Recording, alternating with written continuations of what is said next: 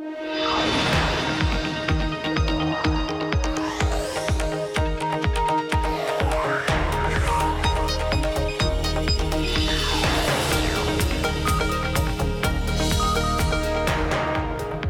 Caroline Hyde. This is Bloomberg Technology. Coming up, Amazon is ready for some football. The tech giant will take over from Twitter as NFL's Thursday night streaming headquarters. We have all the details behind the big win. Plus, the return of McAfee. The antivirus software giant spins out from Intel as a standalone company once more. And President Trump is sent to host China President Xi Jinping in Florida. We'll discuss the top issues that will impact business for major tech players and startups. First to our lead. In an NFL showdown off the field, Amazon has scored big time, winning the rights to stream Thursday night football. The Seattle-based tech giant outbid other companies like Facebook, Twitter and Google's YouTube to stream 10 of the league's Thursday night games. Now, according to people familiar with the matter, the prize did not come cheap, with Amazon paying a whopping $50 million for the one-year deal. Now, remember, the NFL started this project last year by letting Twitter stream the same amount of games for a significantly lower price, $10 million. So what attracted the NFL to Amazon, and why cut the cord with Twitter? Joining us now from New York, Bloomberg's Jerry Smith and Keith Klinkenscales, founder and CEO of Shadow League Digital. Great to have you both. And Jerry, I want to kick things off with you. $50 million, clearly the price was right. But why also would Amazon be the right place to be streaming? Because they've got a paywall. Yeah, that's right. I mean, this is only going to be available to Amazon Prime subscribers. But, you know, Amazon has a different philosophy than a lot of other tech companies or media companies. I mean, you know, they might be willing to take a loss on something like TV rights if it encourages people to, you know, buy more diapers on Amazon Prime. So, you know, Jeff Bezos has, you know, certainly live sports is incredibly valuable, and I think, you know, their thinking is if we can encourage more people to sign up with Amazon Prime to watch football, then it made a lot of sense. Keith, it's interesting, if you're looking over towards Twitter's share price, it's down a little bit today, and some analysts out there really making some big quotes saying that it helps kill the bullish Twitter narrative that they will be the next worldwide player in live sports. Does it? Is this a big loss for Twitter? Well, I think it's a loss for Twitter, but more importantly, it's a big win for Amazon, kind of at Twitter's expense. Twitter helped to go ahead and show that, look, this is a real possible technology that can be used, and working with the NFL helped to make it really good. Where Amazon is right now, I like the way they're positioned, and I like the fact that they were only not able to jump on it, but position themselves for the future and working with the NFL. I'm interested, Jerry, because they're paying an awful lot, $50 million, and it's not even exclusive. You've got NBC, you've got CBS, also not only playing it live on television, but also they're streaming it too. Why are people going to suddenly be buying into Amazon Prime for this? I mean, I think that's an excellent question. I mean, this is certainly a strategy that we've seen the NFL use, where they really slice and dice their media rights and sell them in a lot of different ways. I mean, another example you didn't mention is that Verizon is the exclusive wireless provider for NFL games. So, you know, as you saw with Twitter, the number of people who watched those games last year was not a huge number, and it's because these games are available in a lot of different places. You know, I think one of the big questions going forward is, you know, the Sunday football games and some of the NBA games. Those are contracts that come up in a few years. I mean, then it becomes a question of whether Amazon or Apple or Facebook or any of these tech companies go for those, because those are really valuable. And Keith, I mean, scale this out for us a little bit, because we've got Amazon going for it. What we'd always seen Amazon, of course, as pre-recorded material that you go for. Are they now going to be venturing? Do you see them as a live streaming player now? And does that mean Netflix and Hulu might do the same? I'm not sure about Netflix or Hulu. Hulu possibly, by the way it goes. But I think for Amazon, I think this could particularly work because of the Prime package. The Prime opportunity is kind of like the skinny packages that are coming up in cable nowadays, and if you can find ways to add more value to it, then you're in the right spot. NFL has value. I think the Jerry saw it as small audiences. I saw that for a first year as not a bad swing at it, and then to be able to develop it, it doesn't take many games. I remember the first game I watched last year. I remember New England was involved in that game. So, and why did I watch it on Twitter? Because New England was on. So, where you move to certain teams, it can really help push the whole thing. I like the direction, but more importantly, way television measures things and the way tech companies measure things are two different things. TV is looking for audience and growing scale. What tech companies are looking for is to add value to their package. Having the NFL adds value to the Prime package, period. Jerry, I think of this as we saw BT in the United Kingdom enter really trying to push their own Wi-Fi, and they created a whole sports programming called BT Sports and paid phenomenal amounts for some of the Premier Leagues and rights to the rugby and that sort of thing. But what about Twitch? This is an interesting area of Amazon, which is where gamers stream each other and watch each other's games. Is this something that really could be capitalized upon when it comes to the social side of the NFL? Yeah, certainly. I mean, if you look at the amount of money that Amazon paid for Twitch, they certainly feel like it's a valuable property. I mean, every media company now is taking a serious look at esports. This is, a demographic of young men that are really unreachable in a lot of different traditional forms of advertising. So they're extremely valuable. I think every traditional media company and tech company is thinking about, how can I get into esports? Can I sponsor a team? Can I sponsor a player? Time Warner's Turner division is broadcasting esports on cable. So certainly I'm sure Amazon has a lot of plans with Twitch. And lastly, Keith, what does the future of NFL look like? Will there be coming a day where it's exclusively really streamed? Everyone's cut the cord. It's not going to see the likes of NBC and CBS going for these sorts of rights. No, I don't think broadcast goes away or anything like that. I do think, though, the NFL is smart enough to try to use all available technologies, and also it has the market clout to make people pay nice. This is one medium, one set of rights that people tend to, I don't want to say be willing to share, but they have to share because the NFL says so. And it creates an opportunity, but it also creates the ability for younger people to go ahead and use the technologies that they're more used to using, and while they still have the power and the availability and the reach of the entire current cable platform. Fascinating conversation with Keith Clinkscales, founder and CEO of Shadow League Digital, and Bloomberg's Jerry Smith. Thank you very much indeed for your insights.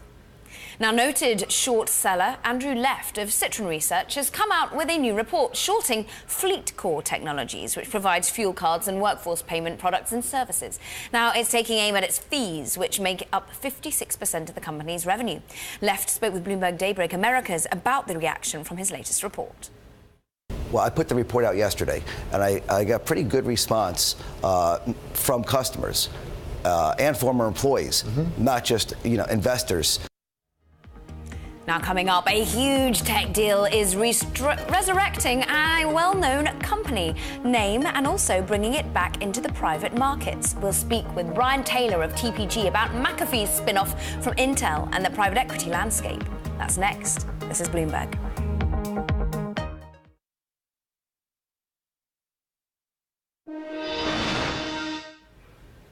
Now, Peloton, a startup focusing on improving technology for trucking industry, is raising more cash. It's about to close a $60 million round of funding that includes an investment from Intel, according to people familiar with the matter. The company seeks to improve highway safety, hoping to generate huge savings for the $700 billion trucking industry. Peloton's technology makes it less dangerous for trucks to travel in close proximity to each other, enabling them to cut wind resistance and therefore fuel costs. Now, some more news on Intel, and Intel Security is being spun off and named McAfee, and that will once again be a standalone private company. And as part of the deal, private equity giant TPG will take a 51% stake in the new company from Intel. For more, let's go to Bloomberg executive editor for television, Jason Kelly, who is with us in San Francisco and joined by none other than Brian Taylor, partner at TPG. Hi, Caroline. It's great to be with you here in San Francisco, and it's great to be here with Brian. Thanks for joining us. So, big day, obviously. This is a standalone company again, a pure play. Why does that make sense right now? Well, look, cybersecurity is one of these existential threats to our digital lives. It threatens our families, it threatens our companies, it threatens our institutions. And McAfee is one of those businesses that is there to protect us. And it's the mission of the company. We think it's a really important mission, and we're thrilled to be part of it. So it was part of Intel. There were sort of big hopes and dreams for it. Now as a standalone company, what gives it an advantage there? Well, I think somebody at Intel figured out that as a $60 billion, 800-pound gorilla in the semiconductor space, they weren't the natural owner for a $2 billion cybersecurity software company. And we caught them at a moment when they were reflecting on, do they want to double down and kind of reinvest in this business, or do they want to sell? And we gave them an alternative, which is a partnership, which, as you know, Intel still owns 49% of the company. They're still committed to it. But we get to refocus it on its core business and reinvest in the business. And so what does the private equity playbook look like here? Once you get into the guts of this thing, you're already in there to some extent. What are the levers that you can pull, do you think? Well, we had 16 months from when we started this deal to when it closed yesterday. And in that time, we really had a chance to kind of have the Vulcan mind meld with the management team around strategy. So their strategy is our strategy. And it's, first and foremost, keep pushing forward the product set. It's a really great set of products, but it can be better, and they're making it better every day. Second, we have great customers, and we have deep relationships with those customers, but it's even broadening our scope with those customers. And third, we think we have this incredibly unique asset, and there's a landscape of cybersecurity software companies that we can buy and put through this distribution channel to deliver value to our customers, and we're really focused on doing that. So some potential acquisitions down the road, you think you can build this both organically and maybe some buys out there? For sure. I personally think cybersecurity software is one of the most overfunded areas of VC. We like to say internally, there are all these sheep in wolves' clothing running around masquerading as companies, and they're really just feature sets. And we think we have the platform to buy those feature sets and deliver that value to customers. So you have oversight of software and technology there at TPG, and not just in sort of buyout land, but also in growth capital. That's right. What do you see out there in terms of themes beyond cybersecurity? Cybersecurity is an important one, but look, our team, you're correct, we do both large-scale capital deals as well as smaller growth deals. We've done everything from $15 million seed investments to $1.5 billion equity checks, and we see the whole landscape. Our team's been together for a long time. We've been working together for over a decade. So at any point in time, we have 8 to 10 different themes that we're proactively pursuing in the marketplace. And our business model, our strategy is pursue proactive themes, form a real point of view, build proprietary relationships that are long-lasting around those themes, and we just find that creates really interesting opportunities. So what's the one you're most excited about right now beyond cyber? Well, so healthcare. Healthcare is a $1 trillion industry that is completely retooling its back office, and there are a number of really important software businesses that are being built to go help customers deliver on that promise. And we've been pursuing it now for a number of years, and we've just closed our first major investment, and we have others that we're in the works on right now. So competitively, who do you run into most in the market out there? Is it VCs with a lot of ambition? Is it other private equity firms? Is it strategics? All of the above? What is the competitive landscape out there right now? Well, when I started doing this in 2000, there were 2 or 3 of us, and that was it. Today, every large private equity firm says that they have a software practice. I'm so grateful that we're at a place where I've been doing it for 15 years. My partners have been doing it for 15 years. We've been together as a team for 10 years. And we find if we're proactive and thematic in how we pursue the market and build relationships, we end up not facing a lot of competition. There's a big enough market out there that we find situations like McAfee where it's really just us and the seller trying to build a partnership instead of a transaction. When you look around here in San Francisco, Silicon Valley, and even beyond around the world, how do you feel about valuations right now as a buyer? I remember in 2003, we hit $3 billion of software buyouts, and we thought we'd hit the top of the market. Last year it was 55% of the overall private equity industry. And that just reflects that people have come to appreciate the power of these businesses. The tailwinds in revenue, the defensibility of the business model, cash conversion, and I think that's reflected in values. I'm confident software is going to continue to penetrate the enterprise and revolutionize how we do business, and it's going to be a thriving buyout industry. So last question for you. On the other side, on the exit side, there's always the question, is the IPO window open? Are there a lot of active buyers out there? Is the IPO window open in your estimation? It comes and it goes. What I'm thankful for is our investment strategy isn't predicated on an IPO exit. There are many avenues. We just sold one of our great businesses called CCC to another private equity firm. It was just the right moment and the right buyer at the right time. And so we focus on, can we build great businesses, and we just let exit take care of itself. Too much capital out there? Not enough? How do you feel about it? I don't think much about the macro. I focus on just the micro of, are we finding really interesting businesses and opportunities, and can we drive value around that? Great. Brian Taylor, TPG Capital, great to be with you here in San Francisco. Thank you, Jason. Caroline, I'm going to throw it back to you. Fascinating interview, Jason. Thank you so much. Certainly, we've seen enterprise software, where it's at when it comes to the IPO market as well. And later, we're going to be getting even more on that deal with Intel from the McAfee CEO, of course, Chris Young, all about that deal and the company's new cybersecurity agenda. Coming up, President Trump is set to host China's President Xi Jinping this week. We'll dig into the top issues tech investors should be watching. And a feature that we'd like to bring to your attention is our interactive TV function. You can find it at TV Go on the Bloomberg. You'll not only be able to watch us live, but also see previous interviews and dive into any of the securities or Bloomberg functions we talk about. And you can become part of the conversation by sending us instant messages during our shows. This is for Bloomberg subscribers only, though, I'm afraid. Check it out at TV Go. This is Bloomberg.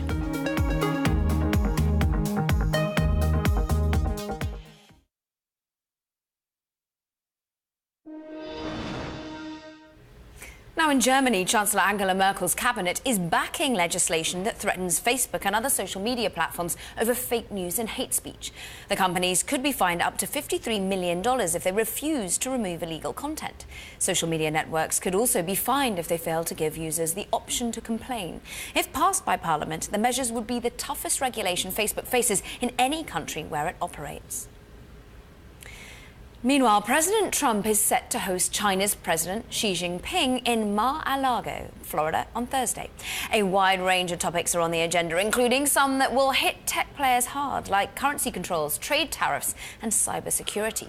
Joining us from New York to preview this all-important meeting is Bloomberg technology reporter Selena Wang, who covers all our key China giants for us as well. And Selena, it's pretty fascinating. I'm just looking at the Bloomberg. You've got to dig into this particular function, ECTR. It just shows the trade flows. This is how important this meeting is. China is the US's #1 trade partner. 2/3 of $1 trillion is exchanged between the two countries. Just give us a sense of how important this will be to the likes of Alibaba, Tencent, of course, who are looking to be doing that trade with the US. Truly, this is a much-awaited meeting between the two. It is the first major meeting. Now, we need to temper expectations. There's not likely to be tangible outcomes from this, but it really sets the stage. It's a chance for them to socialize and set the tone for future policies and relationships to come. Now, among China's tech giants, there's Alibaba, Baidu, Tencent. Alibaba definitely has the most to lose, and it's quite obvious given Jack Ma's major attempts to create a relationship with Donald Trump. Now, with Alibaba, as opposed to Baidu and Tencent, which are more domestic focused, Alibaba actually has a large part of its business that focuses on trade between the US and China. So if Trump were to potentially raise tariffs on goods coming from China, that would hurt their AliExpress business. And the ensuing negative relationship between the two could then make it harder for them to onboard US businesses onto their website. Now, I assume that she is going to want Trump to focus on China as this vast market for U.S. companies to sell goods to, and which could help actually create jobs in the U.S. And certainly, I mean, think of the tech titans here that have been making inroads into China. I'm thinking Apple, but all importantly, their supply chain as well is so important. There are big players here in the US as well that are going to be watching this meeting very closely. Definitely. Apple's going to be a major player watching to see what the tone is that comes out of this. Trump has said that he was going to slap some problems on companies that would send their suppliers and workers overseas. Now, Apple, of course, they have major supply chain networks in China. And if that were to be the case, it would significantly raise the cost of production and ultimately the cost of goods to the consumers. So, I think also what's fascinating is the amount of money that comes in terms of foreign direct investment from China, but notably also VC money, companies being bought, startups. It's a big exit route. I'm just thinking one company you of course, report on SoFi, and they found financial backing with Renren, which is like the Facebook of China. But Alibaba, Tencent, they've all been plowing money into the likes of Lyft. I mean, we've seen so many of these sorts of companies here in the US, Magic Leap, just to name but a few. Is this an all-important area that's going to be focused on, the money, the investment? Now, this is really a multifaceted issue because on the one hand, you have some domestic Chinese policy that's impacting this, in which the China government is trying to curb some of these outbound investments for currency stabilization. That's one issue that's making it harder for outbound investment. On the other hand, you have the CFIUS review process that has become more highly politicized, I would say. It's a process that determines whether or not acquisitions of this sort could have some national security implications. Now, if the Westinghouse deal may come into the picture, that is more black and white because this is for nuclear technology that has clear national security implications. But another company I've been covering is Ant Financial. Now, their deal for MoneyGram. MoneyGram is a money remittances company. There are not very clear national security concerns for the acquisition of that company. But you already have congressmen urging and trade groups urging CFIUS and Steve Mnuchin to not let this acquisition go through because of the potential national security concerns. So this will very likely be something brought up. She has an interest to have Chinese companies acquire strong technology in the United States. Absolutely fascinating. And of course, so many of the companies you report on have touched on this. We were just talking about Leico yesterday, and they too trying to blame the fact that maybe it's a bit harder to get money out of China as to why they can't pay some of their US employees right here, right now. Bloomberg technology reporter Selena Wang, fascinating reporting as ever. Thank you. Now, up next, the return of McAfee. The cybersecurity giant re-emerges as a standalone company more than 6 years after being scooped up by Intel. We'll hear from the newly named CEO. That's next. And if you like Bloomberg News, check us out on the radio, why don't you? You can now listen on the Bloomberg Radio app, Bloomberg.com, and in the US on Sirius XM. This is Bloomberg.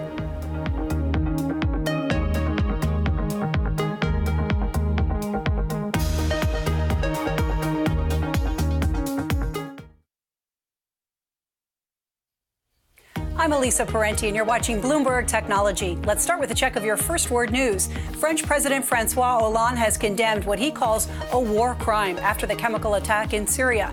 France pushed for an international military campaign against Syrian President Bashar al-Assad after alleged chemical weapons in 2013 and is said to still hold that position. In the U.S., parents and children caught crossing the Mexican border into the U.S., if they're crossing illegally, they can remain together. That is according to the Department of Homeland Security. It's a partial reversal of an earlier stance. The agency had previously considered separation as a deterrent. Russia has arrested 6 people on suspicion of recruiting terrorists. No word if the arrests are linked to the subway bombing in St. Petersburg that killed 14 people. The arrests come from Central Asian countries, once part of the Soviet Union. Authorities say Monday's suicide bomber was from Kyrgyzstan. Ecuador conservative candidate Guillermo Lasso says his campaign for the presidency of Ecuador detected irregularities at almost 2,000 polling tables. It is said to be the strongest argument yet, backing up his claims that ruling party candidate Lenin Moreno won the election through fraud. In South Africa, President Zuma survived calls to resign by members of his ruling party. According to people with knowledge of the matter, Zuma fought back against accusations he didn't consult adequately before firing Finance Minister Pravin Gordhan. Global news 24 hours a day, powered by more than 2,600 journalists and analysts in more than 120 countries. I'm Elisa Parenti. This is Bloomberg. It's just after 5:30 p.m. Wednesday here in New York, 7:30 Thursday morning now in Sydney. I'm joined by Bloomberg's Paul Allen with a look at the markets. Paul, good morning. Good morning, Elisa. Still about 2.5 hours away from the open here on the ASX, but futures pointing up 1/3% right now. We'll be keeping an eye on the big miner BHP Billiton.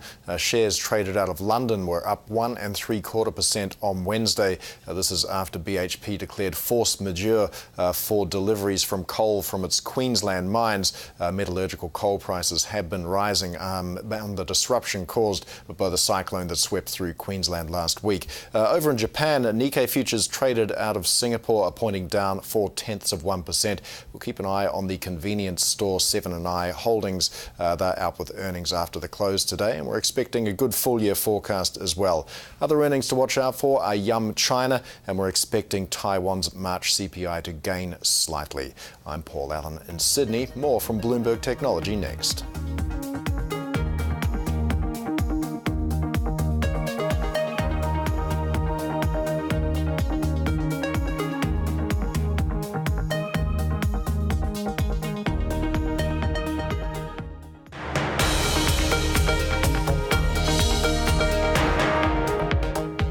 Welcome back to Bloomberg Technology. I'm Caroline Hyde. And back to our top story. Amazon is getting into the sports broadcasting business.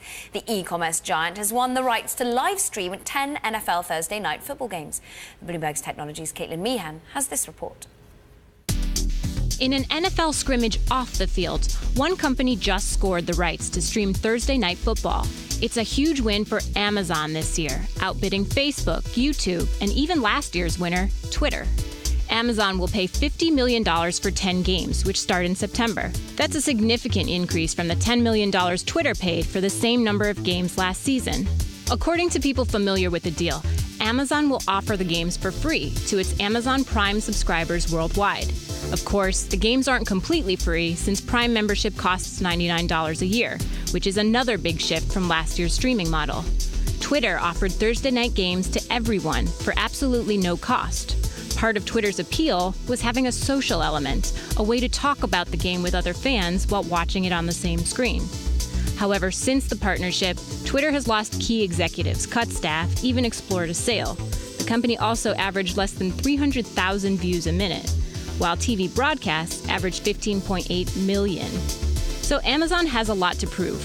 This is its first major push into live streaming and its first successful move into sports. The e-commerce giant may just be getting into the sports streaming game, but for now, Amazon can take a victory lap. That was Bloomberg's Caitlin Meehan reporting. Now, turning to cybersecurity, McAfee is making a comeback. More than 6 years after Intel bought the antivirus company for nearly $8 billion and rebranded it as Intel Security, the two are parting ways. McAfee will once again be a standalone, now private company owned by TPG and Intel. Intel Security Senior VP Chris Young has been tapped to lead the new company as McAfee CEO. He joins us now from the headquarters in Santa Clara, California. And congratulations, Chris, on the new role. I'm sure it's bittersweet to wave goodbye to your previous firm, Intel. But tell us about the last 2 years you've been leading the business, helping its turnaround, and why would McAfee be better as a standalone unit? I think, well, number one, thank you. It's a lot's changed in the cybersecurity market the last few years. It's grown a lot. There's been thousands of new competitors. Larger companies are making investments in the space. We have to be able to move more quickly. Being focused on cybersecurity at the company level is going to be critical for us to be able to innovate, and that's going to help us grow. That's going to help us serve customer needs better and focus on the unique needs of this market because it's unlike any other part of the IT landscape. I mean, I've got to ask because it caught my attention so much. It was, of course, bought by Intel, more than 6 years ago for a whopping almost $8 billion. And now the valuation is half that. Is that because the competitive space is so tough now? Or was it just a very toppy price at the beginning? I think a lot of things change. Markets change, valuations change. We've had really good performance over the last couple of years as part of Intel. And as you know, Intel's remaining a 49% owner, so very much Intel and at the board, the CEO very much believe that there's a lot more value to be created and that as a standalone company, we'll be in a much better position to do that for Intel and for our shareholders. I mean, let's talk about how you're going to add that value, because adding to your current remit, at the moment the focus is threat detection, but you're going to be using machine learning, AI, to be able to improve that and not only be able to defend before, but also detect as it's happening. Tell us about the areas you want to get into. We think of threat defense as a life cycle. It starts by stopping attacks before they happen, detecting them as they're happening, and then being able to quickly correct those attacks. And it works in a really important integrated way. McAfee is one of the largest pure-play cybersecurity companies in the world. We've got technologies, we've got expertise and people that cut across all of those areas. And so we're really able to come into a customer's environment, whether it's a large corporation, a governmental agency, and really work with them to solve cybersecurity at a holistic level. Not so much focused down on the individual products, but really coming at the problem holistically. And so many of our customers appreciate that. I think also what's interesting is you've been really leading the way in terms of partnerships, working with other almost competitors in the field. Is this going to be something we see continuing, that we see security companies having to be able to integrate together, or could we be seeing more than just partnerships, perhaps a little bit of M&A? We think integration is critical. You know, cybersecurity is a heterogeneous environment for most of our customers. One of the things that we did when we relaunched the McAfee brand was we made a promise called Together is Power. We fundamentally believe that. We've created open source technologies, our OpenDXL to prove that. We've been partnering with other companies, our competitors, as you point out, through organizations like the Cyber Threat Alliance. We're working hard to make sure that, yes, we can bring together our own products in an architecture, but we can help customers bring together different parts of their cybersecurity architecture to help them get to the right outcome.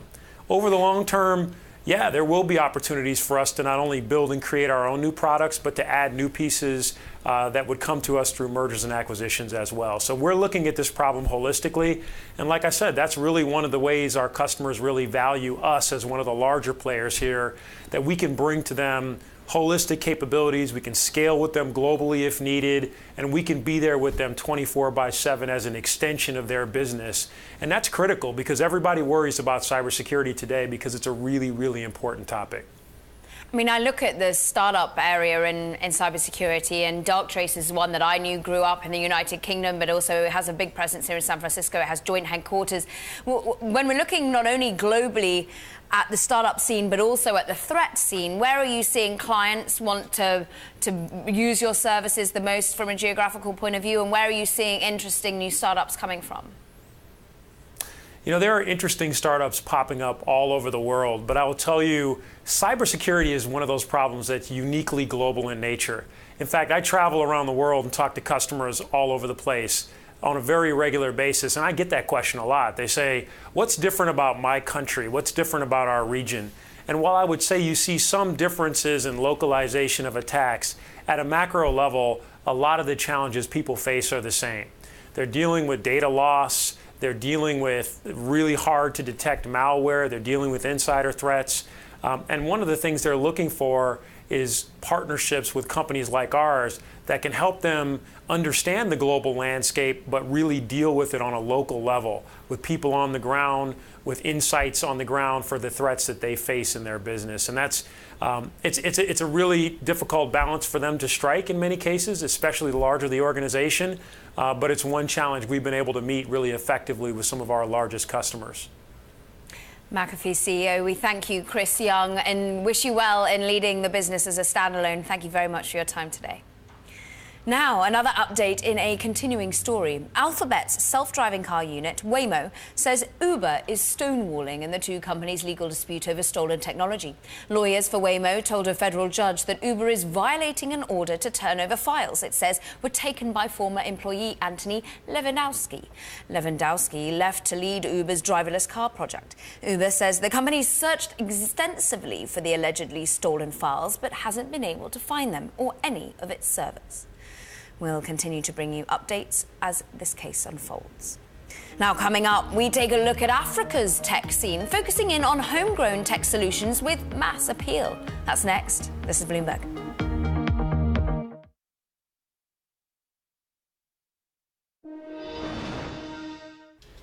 Facebook continues to see user growth in Africa. The company now reports 170 million users in the region. That's a 42% jump from 2015. Facebook has been working on increasing its presence in Africa, its least developed market, by laying down nearly 500 miles of fiber optic cables in Uganda and partnering with local wireless carriers to create Wi-Fi hotspots in Nigeria and Kenya. Well, meantime, the number of startups receiving funding in Africa rose 17% in 2016 year over year. That's according to a tech startup funding report by Disrupt Africa. We recently spoke with Toby Shapshak, longtime writer on Africa's tech scene and editor-in-chief and publisher of the South African edition of Stuff magazine. I started by asking, well, which areas of technology are ripe for growth in Africa? Take a listen.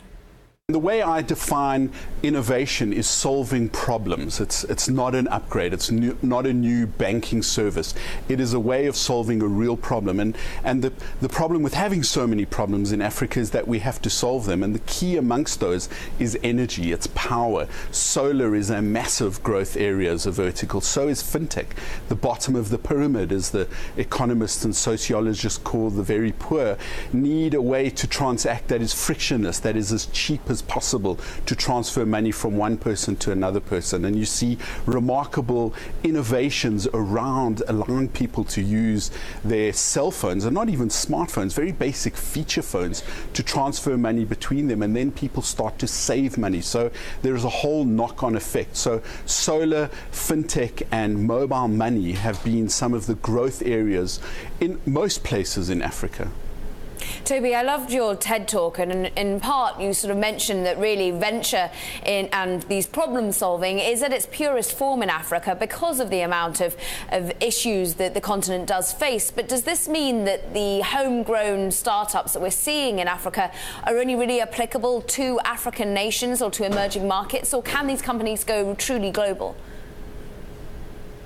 Well, here's the thing. If it works in Africa, it's going to work everywhere. We have enormous challenges, specifically around energy, around internet connectivity. You're kind of okay if you're in an urban area, say Nairobi or Lagos, but as soon as you get out of a big city or a big town, you're going to struggle. So things that work in that kind of environment are going to work everywhere. There's a great Kenyan startup called Brick that made a very ruggedized MiFi for the internet problems in Kenya. And they found that people in alpine villages in Switzerland and France would have the same connectivity problems, and they would be using Kenyan technology, African technology. So too the boat people in many harbors in Asia struggling with internet connectivity works in the most dire of circumstances with the least access to power and infrastructure. It's going to work everywhere. And you hear lots of companies say this. Huawei, the big Chinese manufacturer of cell phone equipment and smartphones, says the same. They've worked out how to make a cell phone network work in rural Nigeria. If it can work there, it can work in places in Europe that have a very poor infrastructure but need to provide access to the internet. So there are global options and indeed ways of means of using these startups. What about the money coming into these startups? Can you give us the sense of size and scale of what these sort of startups are managing to lure in terms of funding, and where from? Yes, there's an enormous venture capital funding growth in Africa. You can't swing a dead cell phone battery without hitting a VC somewhere looking for an opportunity. A lot of the big international firms have opened offices some of them out of Hong Kong, some of them out of China, several of them out of the US. Dan Ariely, the behavioral economist, has recently launched a fund of his own focusing specifically on Africa and looking to advance African initiatives. There are some South African funds, there are some African funds, there are very clever ones like GrowTech that use South Africa's tax legislation to give people a bit of a tax break to invest in them. Some of the big names are all here looking at startup competitions. Singularity University ran something last year looking for bright entrepreneurs who have clever ideas to solve the problems, not just in tech. The winner last year for Singularity was someone working on a way at looking at AIDS problems using gene editing. So, you know, because the problems are so severe, people need to find the solutions. And obviously, with these kinds of startups, there's lots of growth in terms of the venture capital that people will be able to provide. I think I read tech startups in Africa raised, $129 million in 2016. How sort of exponential a growth are you seeing that? Because we're still talking millions, we're not talking billions here. Yes, and it's pretty stable on what growth was the year before. And what we've seen is that the focus areas remain fintech, mobile, solar, healthcare, the key problems that need to be addressed. And because of the kind of smaller market that's in Africa and the problems with addressing them, I think the investment scales are going to be still quite low compared to a much more developed market such as Europe or the US. Remember, of course, that if you convert dollars or euros into South African rands or Kenyan shillings, you're going to have a much larger amount. The rand is 13 to the dollar at the moment. So a small dollar investment can have a massive impact in a local currency. That was Toby Shapshak, editor-in-chief and publisher of the South African edition of Stuff magazine and writing a book on innovation in Africa. And in a programming note, Thursday at 1 p.m. Eastern, 6 p.m. London time, our David Gura will have the first exclusive interview with former US Treasury Secretary Jack Lew since he left that post. Catch that on Bloomberg Television and radio. Coming up, Wall Street executives and now Silicon Valley are flocking to a fitness competition. How the D10 plans to expand its decathlon-style events. This is Bloomberg.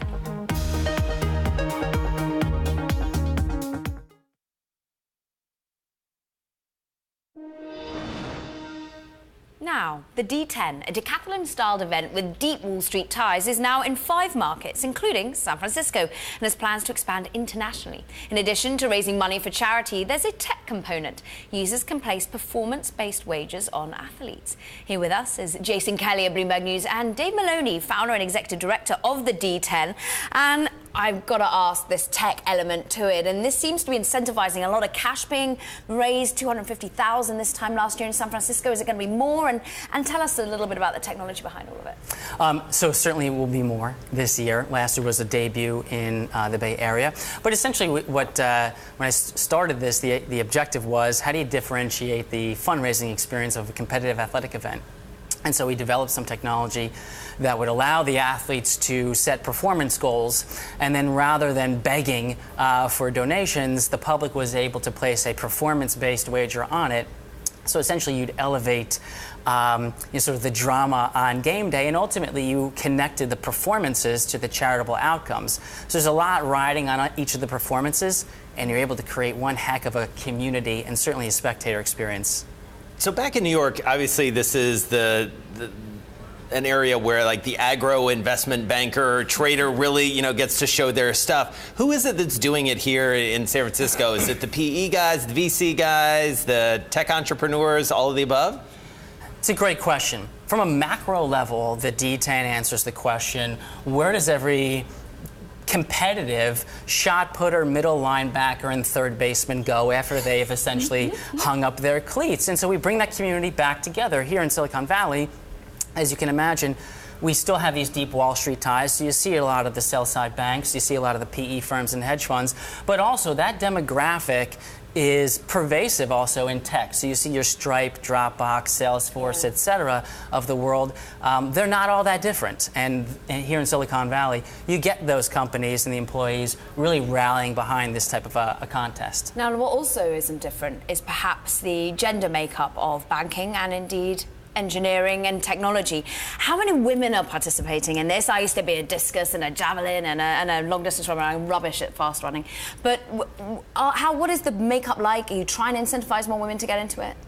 We absolutely are, and in fact, we're working with some great partners from an Equinox to a Lululemon to really bring the competitive female athlete. Which, let's face it, I mean, it's half the field should be women. And we're seeing some great progress right now in getting those competitive soccer, lacrosse, track and field female athletes that are just as competitive, just as philanthropic onto the playing field, and they can do these events really, really well. And you mentioned Equinox. You're actually taking this concept into the boutique fitness arena, right? Sort of capitalizing on the fact that we're all going to these high-end gyms right now. How does that work? You're absolutely right. So what we've done with Equinox is Equinox developed a training program that they're beta testing right now in their Chicago and their Houston markets. And really the idea, Jason, was to bring together their members to train them for Pro Day, or essentially the NFL Combine. And right now it's early, but you're seeing a lot of traction. People want to test their athleticism in different ways. And what about the amounts that are being raised, and how do you grow geographically? Is it US when you go to the UK, Europe? We'll grow. So I always, to answer that question, ask people to look at Ironman. Ironman has very smartly not saturated the market. They've gone to banking centers where you can bring together these incredibly strong, deep, and also wealthy, connected communities. So we're going to grow the same way. We grew into 4 different markets in the U.S. last year, like Ironman.